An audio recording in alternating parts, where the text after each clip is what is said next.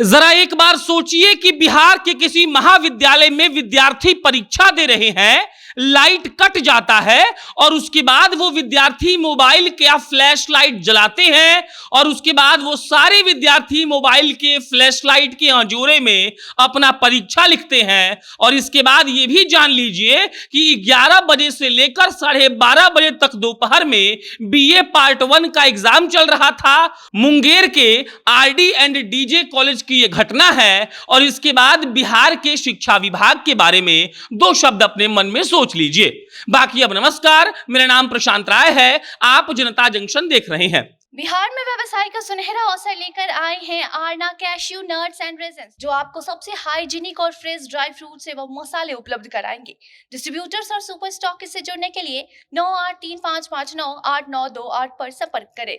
आरना से जुड़ना और इसकी फ्रेंचाइजी लेना एकदम मुफ्त है। 11 बजे से लेकर दोपहर के 12:30 बजे तक मुंगेर के आरडी एंड डीजे कॉलेज में बीए पार्ट 1 का परीक्षा था। वहां पर परीक्षा चल रही थी, मौसम खराब हुआ और उसके बाद लाइट कट गई। आप सोचिए कि लाइट कट जाने के बाद महाविद्यालय के पास एक जनरेटर नहीं था, जनरेटर एक था लेकिन वो खराब हो गया था। और उसके बाद बीए पार्ट 1 के एग्जाम दे रहे छात्रों को कहा गया कि आप लोग अपना मोबाइल का टॉर्च जलाइए और मोबाइल के टॉर्च में आप लोग अपना परीक्षा दे सकते हैं। अब इस पर आप कई सवाल उठा सकते हैं। आप सोचिए कि जो बच्चा मोबाइल के टॉर्च में एग्जाम दे रहा है, वो बच्चा क्या गूगल पर उसका आंसर नहीं देख रहा होगा? आप सोचिए कि जो बच्चा मोबाइल के टॉर्च में एग्जाम दे रहा है, वो कितना कदाचार किया होगा। और उसके बाद जब प्रशासन से इस बात का तहकीकात किया गया तो कहा गया था कि देखिए मौसम अचानक से खराब हो गया और लाइट कट गई तो हम क्या ही कर सकते हैं। बाकी बिहार की शिक्षा व्यवस्था का यह हाल है कि पिछले साल आपने देखा होगा कि शाम के वक्त एक विद्यालय में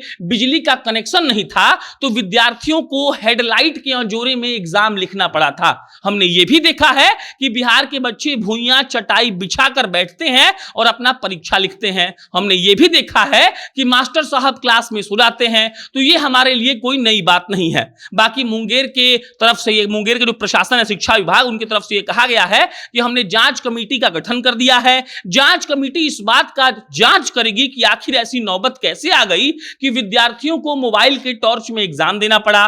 मोबाइल के टॉर्च में एग्जाम देते वक्त क्या उन्होंने कोई चीटिंग की है, इसकी भी जांच की जाएगी। और अगर जांच में यह पाया जाएगा कि बच्चों ने चीटिंग की है तो अब इस पर कड़ा से कड़ा एक्शन भी लिया जाएगा। आप सोचिए कि मोबाइल के टॉर्च में जो दिया जलाकर, टॉर्च जलाकर एग्जाम दे रहा होगा, वो कदाचार किया होगा कि नहीं। और उसके बाद यह भी प्रशासन की तरफ से कहा गया, शिक्षा विभाग की तरफ से कहा गया कि हम लोगों ने पहले ही महाविद्यालय को यह कहा था कि मौसम खराब हो जाएगी, इसीलिए आप अतिरिक्त जनरेटर का या फिर मोमबत्ती का इंतजाम कर लीजिए। लेकिन विद्यालय के प्रशासन ने ऐसा क्यों नहीं किया, विद्यालय की एडमिनिस्ट्रेशन ने ऐसा क्यों नहीं किया, इस पर भी अब सवाल उठ रहे हैं। लेकिन जो तस्वीरें और वीडियो वायरल हो रही हैं वो यही बता रही हैं कि बिहार का शिक्षा व्यवस्था गर्त में जा चुका है और बिहार के उन छात्रों का कोई भी भविष्य नहीं है। वो लोग कभी हेडलाइट के अंजोरे में एग्जाम लिखते हैं, कभी वो लोग मोबाइल का फ्लैशलाइट जला के एग्जाम लिखते हैं, कभी वो लोग नीचे चटाई पर बैठकर एग्जाम लिखते हैं। और उसके बाद ये सवाल पूछा जाता है कि बिहार आगे काहे नहीं बढ़ रहा है। बहरहाल उस पर कितनी कार्रवाई होती है, विद्यालय के जो एडमिनिस्ट्रेशन है उनसे क्या बात होता है, किनको किनको सस्पेंड किया जाएगा, ये भविष्य के गर्भ में है। हो सकता है कि मामला सेटल भी हो जाए। लेकिन हम ये जरूर जानना चाहेंगे कि जिस बिहार को हम लोग कहते हैं कि शिक्षा में निपुण हुआ करता था अपने इतिहास में, उस बिहार का वर्तमान ऐसा है कि बच्चों को एग्जाम लिखने के लिए लाइट तक सरकार मुहैया नहीं करवा रही है। बाकी इस खबर पर कोई अन्य अपडेट आएगा तो आपको हम बताएंगे। मेरा नाम प्रशांत राय है, आप जनता जंक्शन देख रहे थे। बहुत बहुत धन्यवाद।